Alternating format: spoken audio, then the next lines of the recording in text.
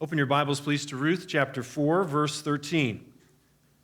About 14 years ago, I was hunting with a group of friends in the Trinity Alps, and the weather was changing, speaking of the weather. So they wanted to leave, but I love it when the weather changes, and so I wanted to stay. I was pretty familiar with the area that we were in, and I'd hunted there for several years, and so in the end, everyone was fine with splitting up so that I could stay and hunt one more day alone.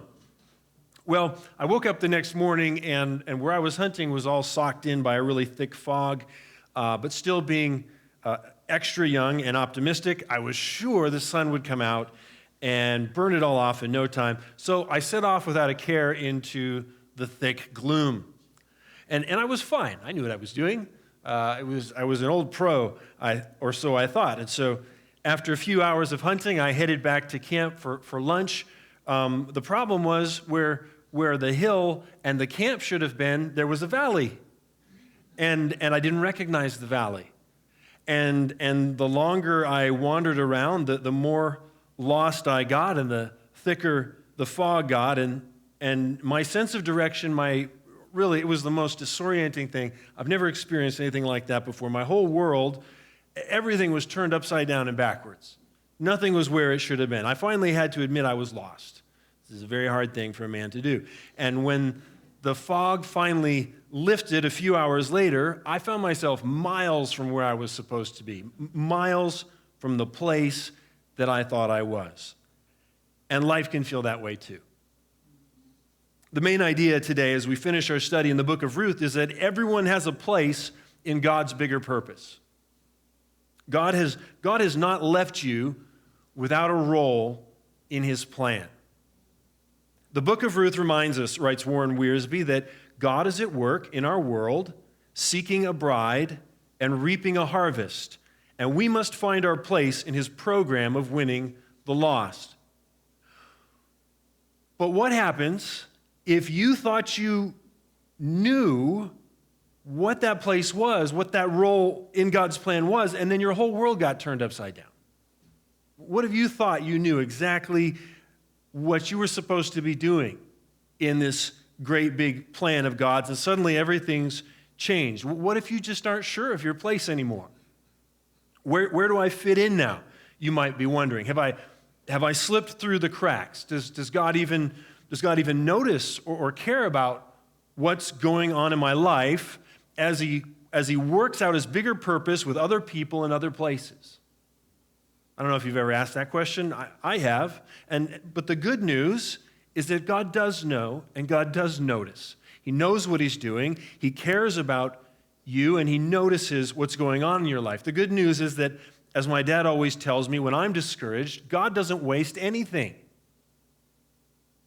The good news is that even if you don't recognize the landscape of your life anymore, God knows right where you are, and he knows right where you fit into his plan. He knows what he's doing. God has a plan, one pastor writes, and he will accomplish his plan, and by his grace, we are part of his plan. Nothing is wasted. Nothing is overlooked. Nothing is lost in our lives. The heroes of this story during their lifetime, talking about the book of Ruth, had no clue of how their story would end, he says. This is why we have no option but to cast our lives on the goodness and grace of God. The good news is that if you belong to God, his loyal love won't let the fog of a fallen world keep you from exactly the place he has prepared for you in his bigger purposes, to serve him and to bless others, both for his glory and for your good. Because his plan isn't like furniture that you buy at IKEA. I don't know if you buy furniture at IKEA, but if you do, you know that it sometimes comes with, like an extra little packet of screws. God's plan doesn't come with a built-in packet of extra screws that you might need if you lose some, or might not need at all if you're really, really careful. And so there are scenarios where you can set them aside and forget about them because the dresser or the bed or whatever the thing is you're putting together is fine without them. No, there's no spare parts in God's plan. There are no spare parts when it comes to God's purposes. He has a place for everyone, and he will make sure everyone is put in their place. And so this morning, we're going to look at the characters in our story, and we're going to see the places in God's bigger purposes where they end up in the final verses of this little book. And we'll start with Boaz. Where did Boaz end up? Well, first, let's remember where he started.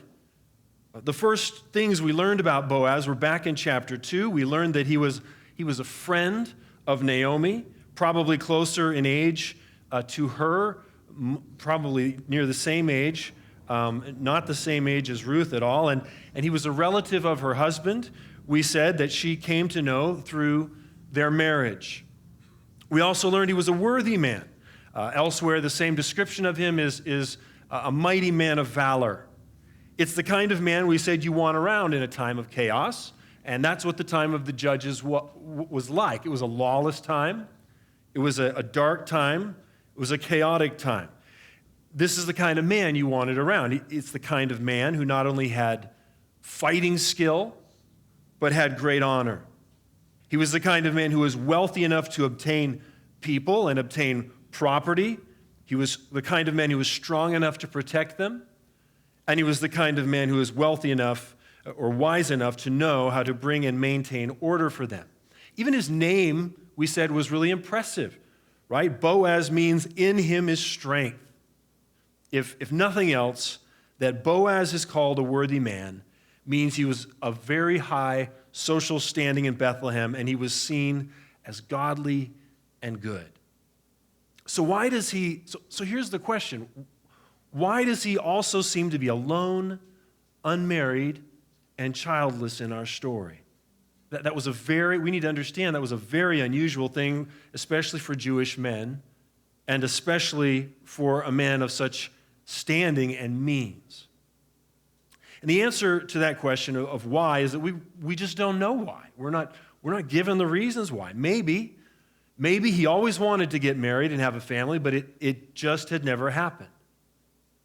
Now, briefly, since we're talking again about the obvious importance of marriage and godly children in God's purposes for the world, I want to revisit something I said last week. And I'm not saying this because anybody came and whispered in my ear this week. I just had a sense that I should probably address this.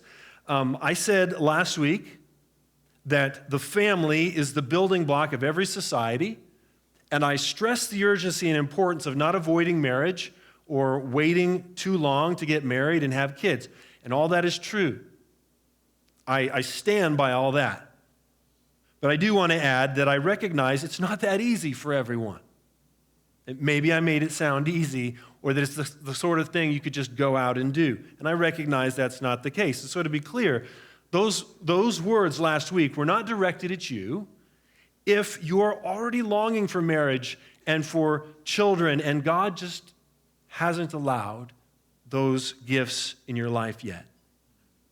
I also understand that sometimes there may be scenarios where waiting for those things is necessary and isn't necessarily wanted. And so please understand that my words were not meant for you, if you're ones who are described there.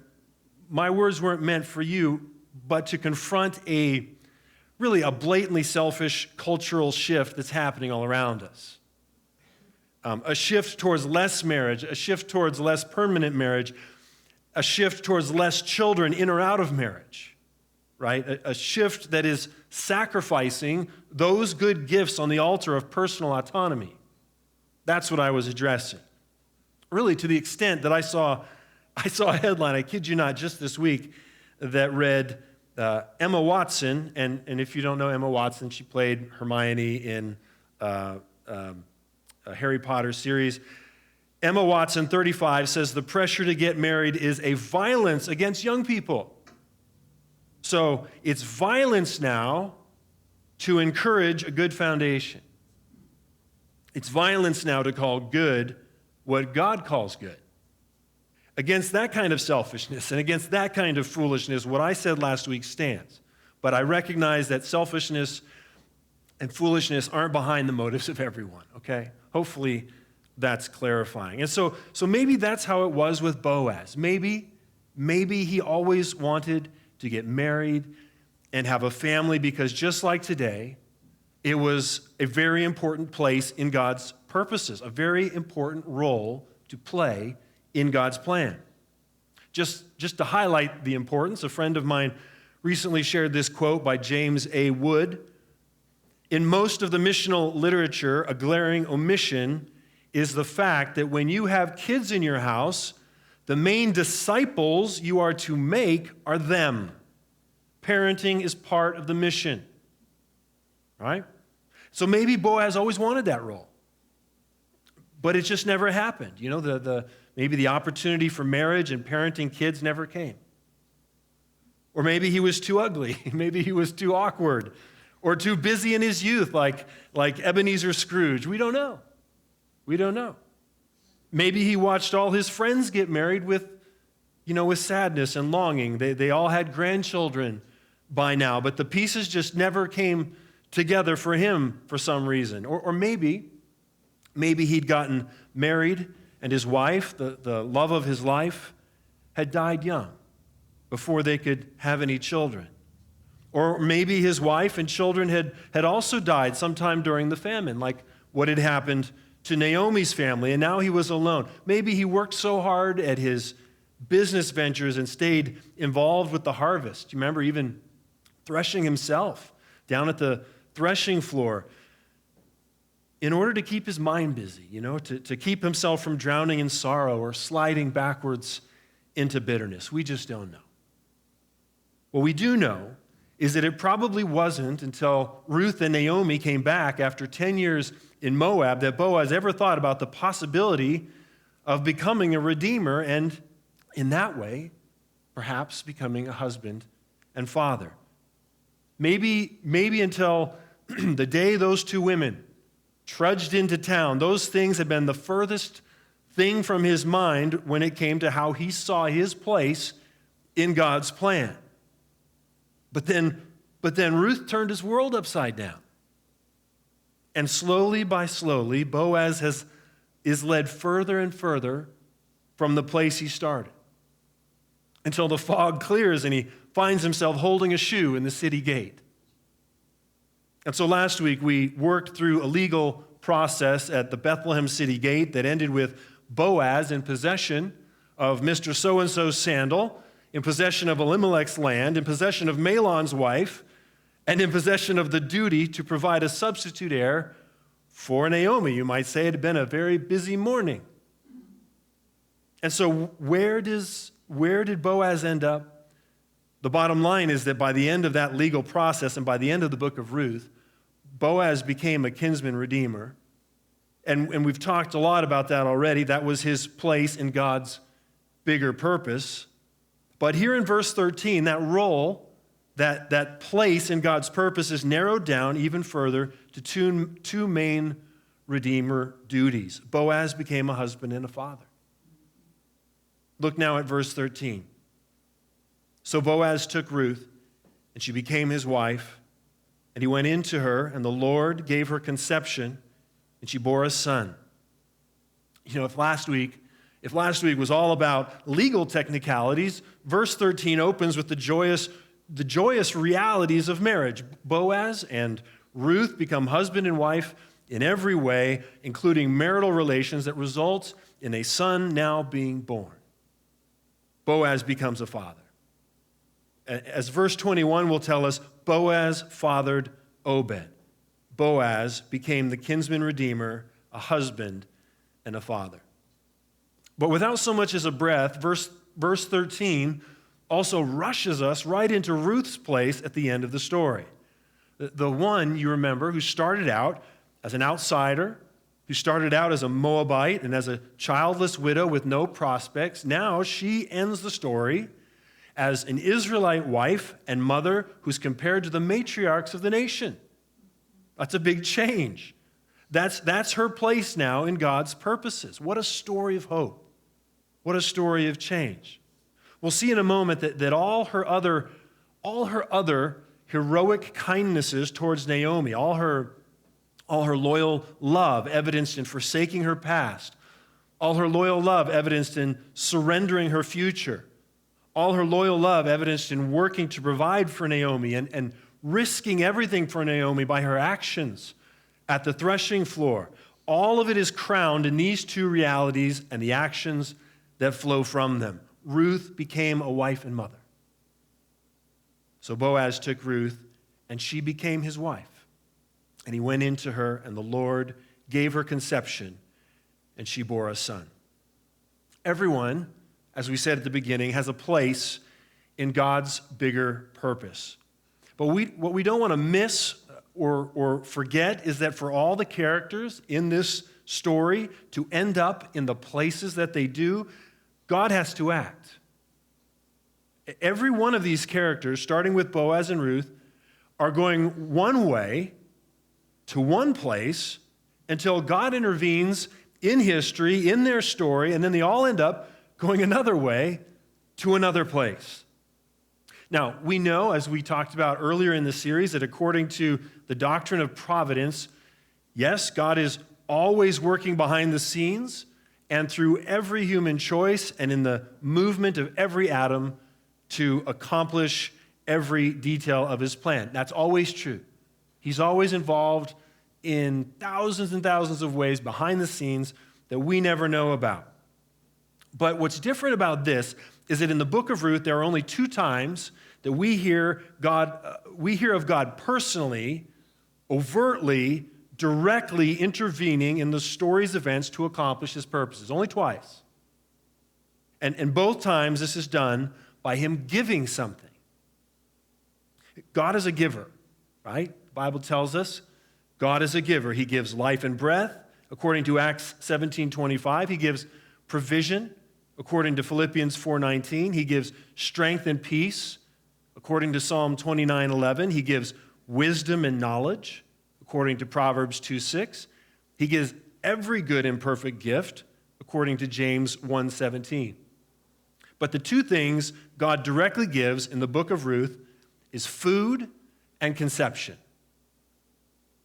The first time God intervenes directly in the book of Ruth is back in chapter 1, very beginning of the book, right at the beginning of the story, where in the fields of Moab, if you remember, Ruth and Naomi hear that the Lord has visited his people and given them food. First, God gives food. And now the second time God intervenes directly in the book of Ruth is in chapter 4, the very end of the book, like a second bookend near the end of the story where we hear that the Lord gave Ruth conception and she bore a son. The second thing God gives is conception, the ability to have a child. God gives a son. You should notice, I don't want you to miss, you should notice how the Bible treats conception as the root, as the very beginning of human life. Here, a human son is born because a human being was first conceived. Similarly, in Hosea chapter 9, verses 11 and 12, the prophet Hosea is describing one of God's judgments on the northern kingdom of Israel and he describes it this way, as the glory departing Ephraim. The glory he's talking about specifically there is the glory of children. Starting from birth, Hosea works backwards in that passage, first to the earlier stage, from birth to pregnancy, and then finally he works back to the root of human life itself, to conception. Ephraim's glory shall fly away like a bird, he says. No birth, no pregnancy, no conception. What you should notice is that whether in positive situations or negative situations, the Bible treats conception as the root, as the very beginning of human life. Tragically, just this week, I heard someone arguing against this, arguing, in fact, that the Bible is actually pro-abortion. More tragic still, I heard it from a supposed Christian.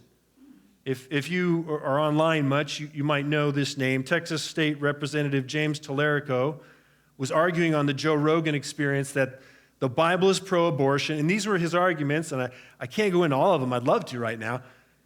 The Bible is pro-abortion because God breathed into Adam, so life begins with the first breath, and that the Bible is pro-abortion because Jesus elevated the status of women. I'm not sure what the connection there is. And that the Bible is pro-abortion because Mary gave consent before becoming pregnant with Jesus, as if that's in the same category as having the right to kill a child after becoming pregnant. So, in short, these are terrible, inconsistent, and thoroughly unbiblical arguments. It's just terrible. The fact is that the Bible always treats every human life as precious and sacred because we're made in the image of God. The fact is that from Ruth 4 and Hosea 9 to Luke chapter 1 and beyond, the Bible treats conception as the root, as the very beginning of human life and personhood in God's image. And the fact is that anyone who tells you otherwise is trying to maintain their freedom to sin, is trying to gain the approval of the world, or is trying to soothe the pangs of a guilty conscience. But God, who is a giver, and who therefore stands ready to give mercy and forgiveness for any sin, he will not show mercy, and he will not forgive that sin or cleanse a person's conscience from guilt of that sin until it is first admitted as being a sin, and until all attempts to cover it up come to an end. God will forgive that sin, but it must be admitted as sin and repented of. Repentance is the only hope for the forgiveness of God and the cleansing of a guilty conscience, and that's true for any sin that you and I may struggle with. God is a giver. The Hebrew word for give is natan. It's why we named our oldest son Nathan, because he was a gift from God. And every baby is a gift from God, no matter what the circumstances of their conception. And as Warren Wiersbe puts it, every baby that is born into this world is a vote for the future. But though every child is a gift from God for the glory of God and for the good of a nation, the Bible does still highlight certain children, especially in a special way, as gifts, because prior to his intervention, a woman was unable to conceive at all. In other words, there are certain children, especially in the Bible, and I know you understand this, like the child Ruth has here, that are the kind of gift we would call a miracle, right? A special kind of gift. For instance, like Sarah, like Rebecca, like Rachel, like Samson's mother, and like Hannah in the Old Testament. And then if you go to the New Testament, like Elizabeth and Mary, Ruth's pregnancy too is miraculous. It comes after 10 years of barrenness. And so the author of our text wants to remind us of the only reason things have suddenly changed in our story. He wants us to know that this baby, like all the others born under similar circumstances, is destined for great things. And so he tells us clearly, the Lord gave her conception, he says, and she bore a son. And so, like twin bookends, these two gifts of God in the book of Ruth work to ensure that all the characters in our story end up in the places that they do.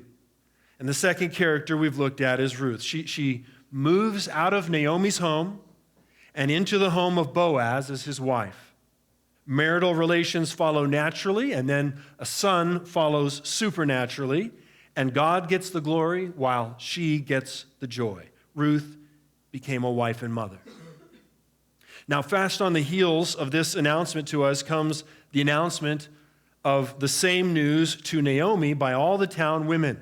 Look now at verses 14 and 15. Then the women said to Naomi, "Blessed be the Lord, who has not left you this day without a redeemer, and may his name be renowned in all Israel. He shall be to you a restorer of life and a nourisher of your old age, for your daughter-in-law, who loves you, who is more to you than 7 sons, has given birth to him." Here the scene shifts, and we're to picture the same childhood friends who welcome Naomi back to Bethlehem, now arriving from the house of Boaz with this newborn in their arms.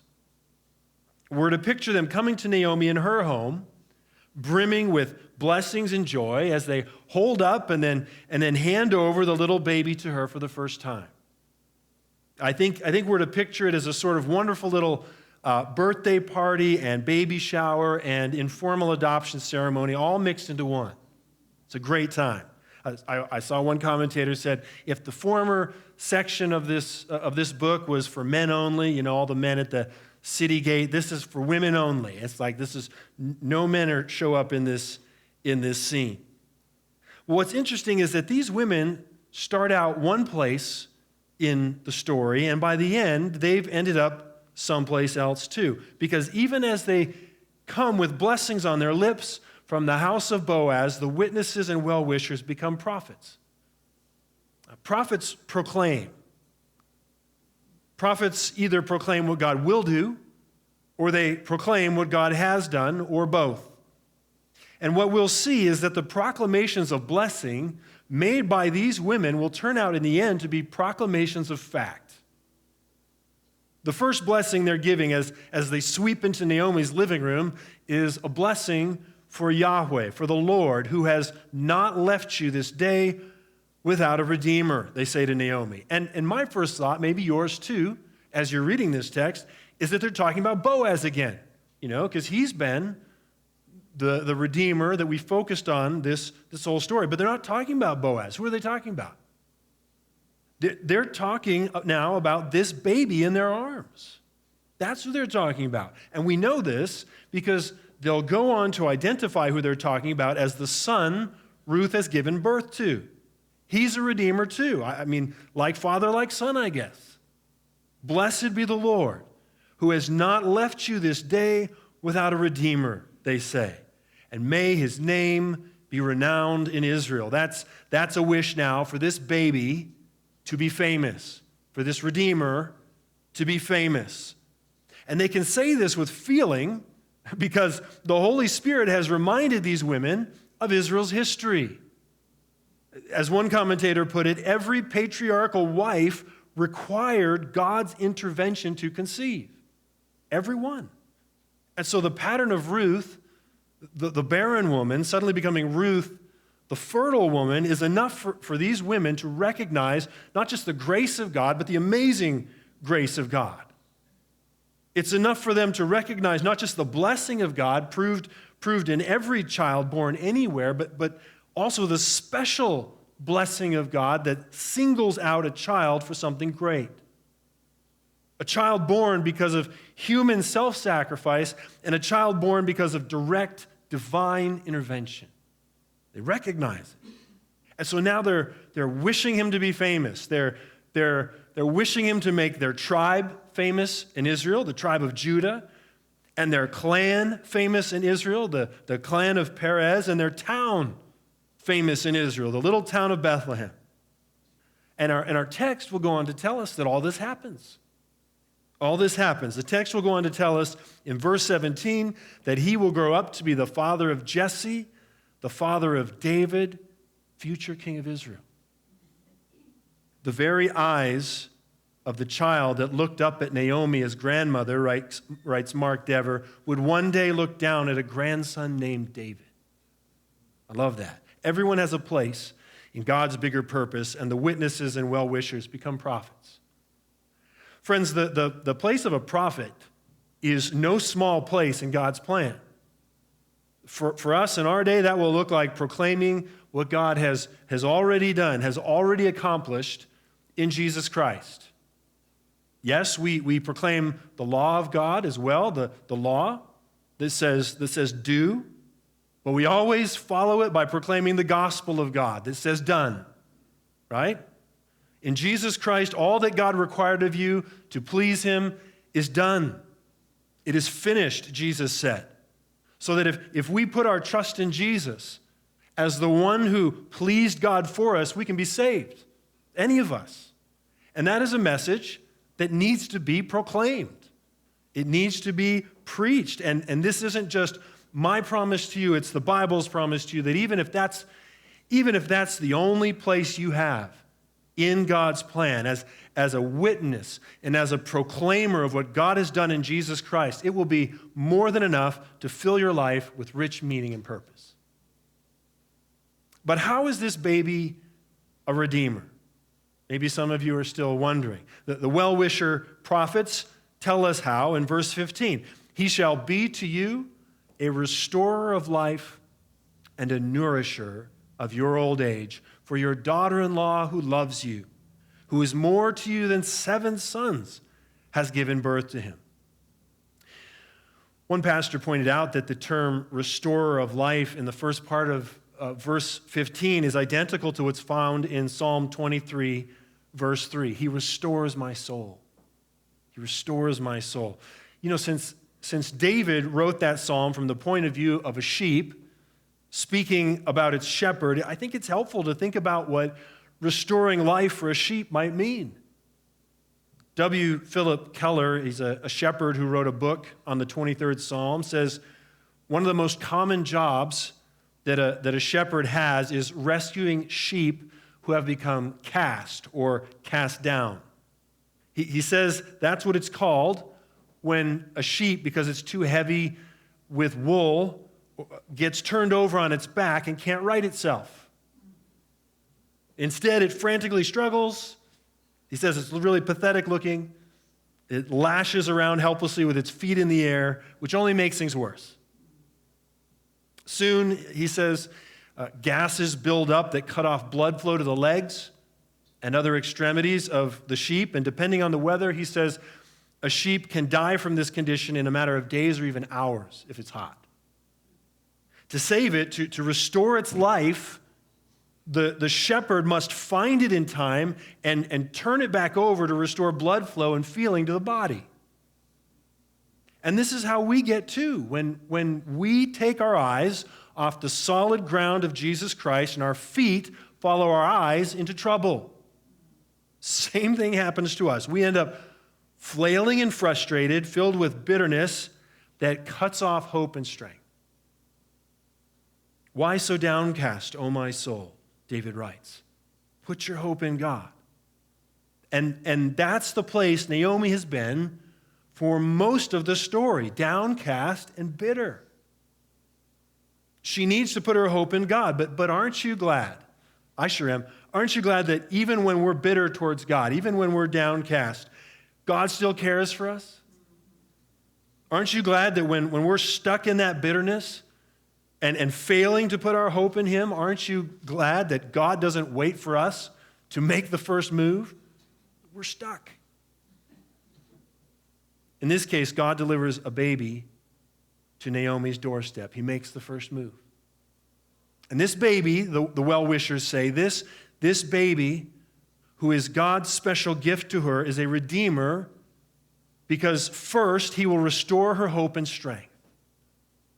God has sent a son who will be like a shepherd to her, who will right her capsized soul so she can see and walk clearly again on solid ground. So that every time she looks at him, every time she looks at this child, she will remember Yahweh who has not left her in the place that she was. And she will be consoled, as R. Hubbard Jr. puts it, by the assurance that her family line will continue in the land.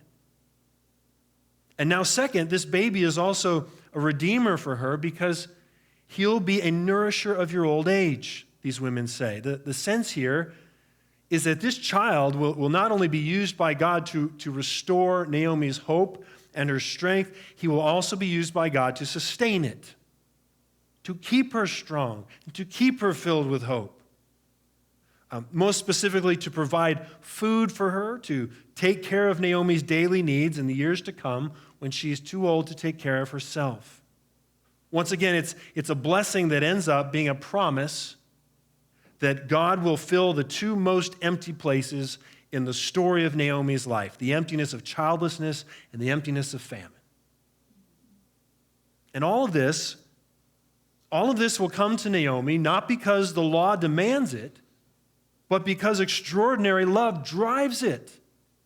For your daughter-in-law who loves you, these women say, who is more to you than 7 sons, has given birth to him. In a story that's all about the loss of sons and the hope of a son, that's an incredible thing to say. That's in a culture that treats 7, because she doesn't just talk about 1 son, she talks about 7 sons. In a culture that treats 7 as a number of perfection, that would have described the ultimate ideal of a family, 7 sons. But Ruth, these women say, is more to Naomi even than that. How do they mean? I think what they mean is that Ruth's love for Naomi is so extraordinary that it has continued on even after providing an heir for the family by also voluntarily giving Naomi her only son to raise as her own. As we'll see more clearly in a moment, that's what's going on here in this scene. In other words, think about this. It's not just Boaz who gives up a son for Naomi in this story. Ruth is doing it too. It's one of the rare places in the Bible where both fathers and mothers are made to feel the gut-wrenching sacrifice of God in giving up a son. That's what these women mean when they call this baby Naomi's Redeemer. They don't just mean it in some figurative, sentimental, painless way. No, remember, redemption always comes at a cost. And so, as R. Hubbard Jr. puts it, they mean that Ruth, out of love, was about to entrust this baby to Naomi as her son.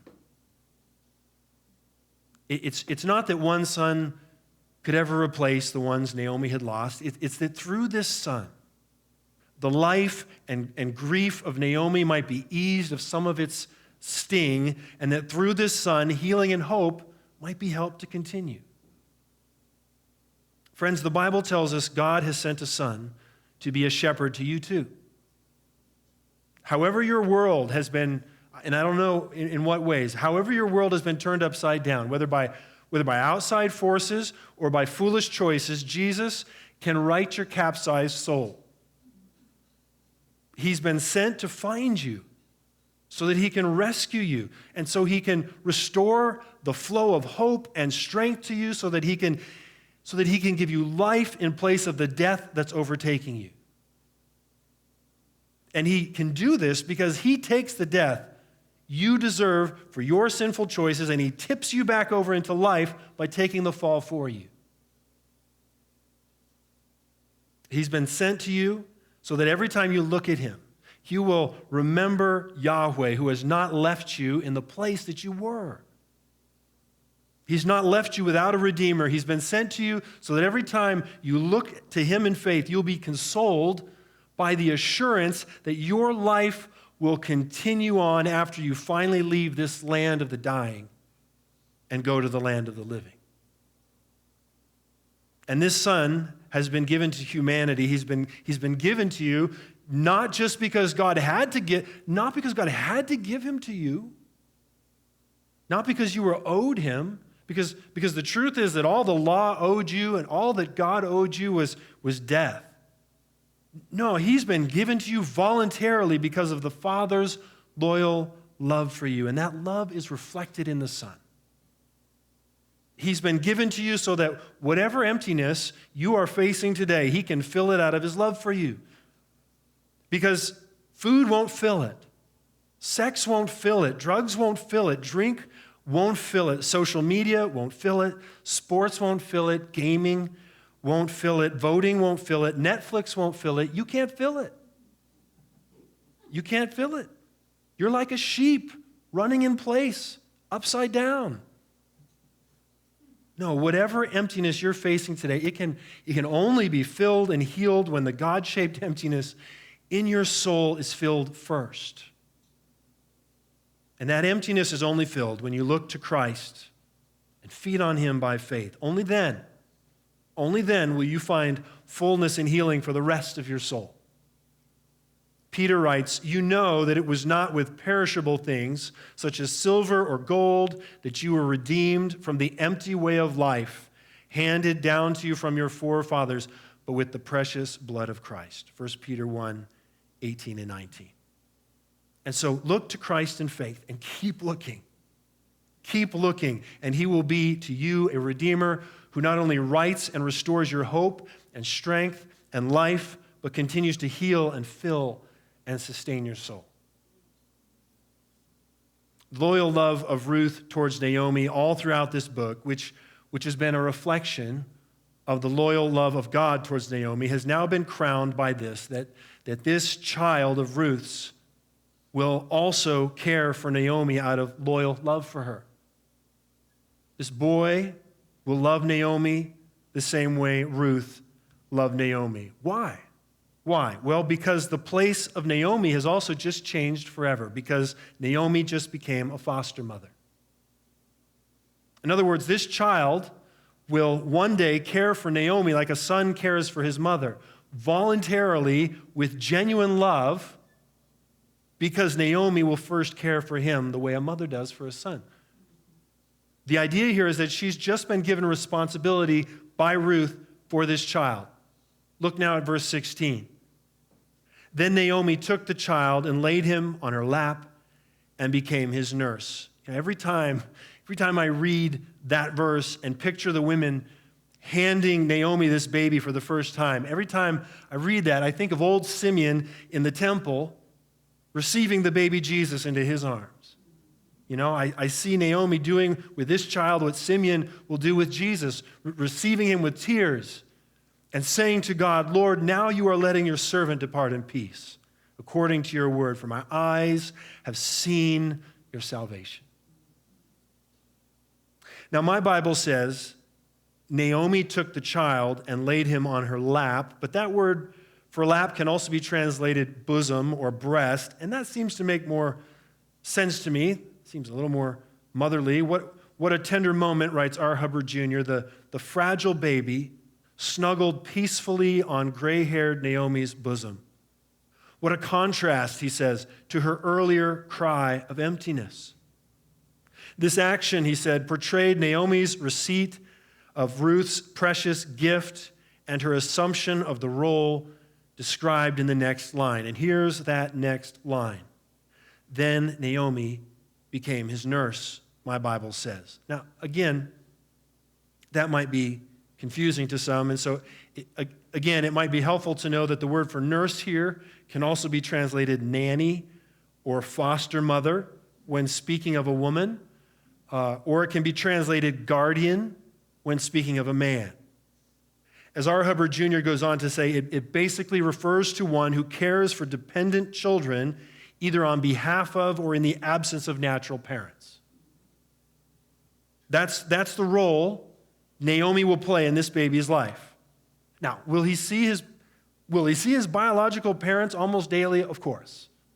Bethlehem's a small town. He's going to see his birth parents all the time. But he will be raised mostly by Naomi and mostly in Naomi's home. Naomi became a foster mother.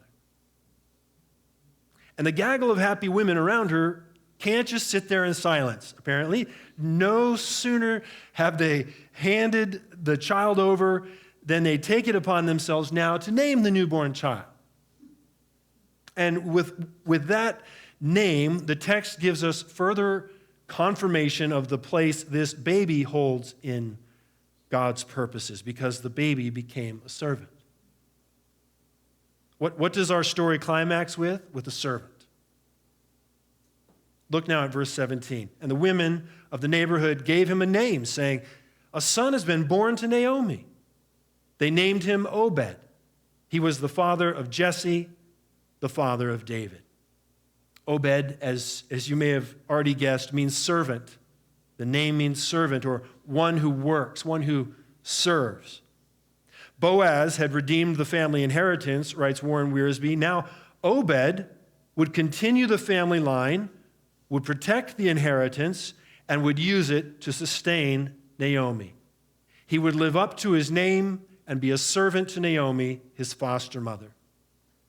And certainly, as several other commentators pointed out, when Naomi died, Obed would also assume the responsibility of serving his own birth parents. His life like another Redeemer born in Bethlehem, would be marked by service. But let's think about things for a moment from Obed's point of view, who didn't know what we know. We have the benefit of being able to see where this is all going to end up, but not Obed, right? Think about it. Yeah, of course, he grows up in a happy home. He's surrounded in Bethlehem by family and friends who probably never stop telling him of what a blessing from God he is. Every year at his birthday, he probably has to hear the whole saga told by all the neighborhood women. But still, from his point of view, his whole life amounts to service. From his childhood, he serves his foster mother until she dies. And then immediately he turns around and he serves his parents as a good son does, one of whom would also be very old already. And he loves them all and he serves them gladly. But still, he's human. And so at times, as he's growing up, I'm sure that all he can see stretching out in front of him is as far as the eye can see, years of service. That's his place in God's purpose. And some of you maybe can relate to Obed. Some of you I know are serving members of your family in similar ways. You're taking care of aging parents. You're caring for those with special needs who can't take care of themselves. You're raising and disciplining and discipling children who take up all your time. Whatever the kind of service your life revolves around, even if most of the time you do it gladly, it's possible that you feel like you're missing out on, bucket list goals or accomplishing anything significant with your life. Maybe it makes you feel guilty to think that way, but you think that way anyway.